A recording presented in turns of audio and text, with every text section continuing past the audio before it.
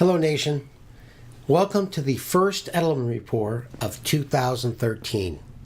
Are we going to make New Year's resolution for 3 weeks?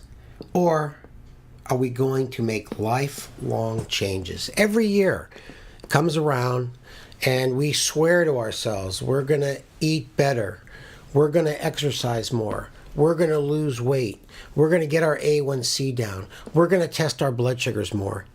And then, sure enough, end of January, February, we're back in our usual not the best habits. Do you know that 80% of yearly health memberships are signed up in the month of January, and by mid-February, 95% of those folks are not going regularly? Now let's talk about exercise a little bit more. You know what I used to do? I used to go to the gym religiously once a year to pay my dues. But I finally made a commitment a few years ago, thanks to the help of my good friend Phil Sutherland, who got me into cycling. And what I do now on a regular basis, 4 to 5 times a week, doing aerobic exercise and a little bit of anaerobic stuff mixed in there, is that I either go to my health club and do a spin class, I get on my spin bike at home that I bought from a buddy, or I get on my cycle and I go up and down the coast or up a bike path with no cars. And here's the thing. You go with friends. You have a destination ride. Our place is usually Starbucks. We turn around and come back. And it's so enjoyable. So I got to the point where I love and I crave getting on my bike. And I've lost 14 pounds. I love mac and cheese. I love pizza. I love French fries. I love dessert. I love nachos. Every year I say, I swear I'm not going to eat that stuff anymore. But guess what? It doesn't work. I usually stick to that for like 2-3 weeks because I like those foods. But here's the thing. I tell my patients now is that we are not what we eat. We are how much we eat. And I'm a big believer in portion control.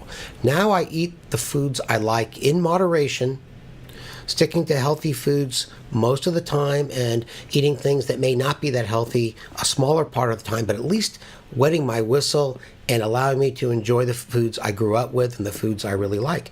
And along with exercise and cycling, I lost those 14 pounds. Now, weight loss is tough. We don't have any magic bullets. We have Symlin.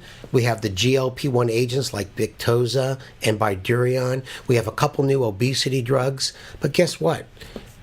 We have to make our own behavioral changes. That's the bottom line. So what do I do now? I go to a restaurant, and if I'm with a friend, we'll split a meal, and we'll each get an appetizer, or vice versa. We'll each order an appetizer and split a meal. That's the same thing. I was just testing if you were listening. Or, obviously each get a main dish and split an appetizer. Now, when it comes to dessert, I love desserts like everybody else. And I love bread pudding with a nice scoop of ice cream, vanilla ice cream over the top. I always ask for 4 spoons, even if I'm eating alone. It does make me feel better about myself. What about my glucose control? I'll be honest with you. It's always been tough for me to get my A1C less than 7. I've had type 1 diabetes for 42 years, and I have barriers. I have issues, and every person with diabetes has their own individual issues that prevent them from reaching their goal. I got tons of patients with blood sugars and A1C values much better than mine. I'm super jealous. But for me, I have to realize, I have to say to myself, Steve, what are your biggest issues? We all have to ask ourselves those questions. And I've learned from my good friend Bill Polonsky that we need to really address those issues when we see our caregiver and when I talk to my patients. And we have to realize that our A1C and our blood sugars are just a number. When they're high, it doesn't mean you're a bad person. And when they're low, it doesn't mean you're a good person. The bottom line is, we have to realize that getting our diabetes under control is not a sprint, it's a marathon. If you make it a sprint, you're going to set yourself up for failure. You have your long-term goals, take your time getting to where you need to be. 2013 is the first teen year of the 21st century, and it's time to make lifelong changes, not just short-term New Year resolutions. We have to embrace, we have to enjoy, and we have to crave the changes we make. So, nation, have a good year.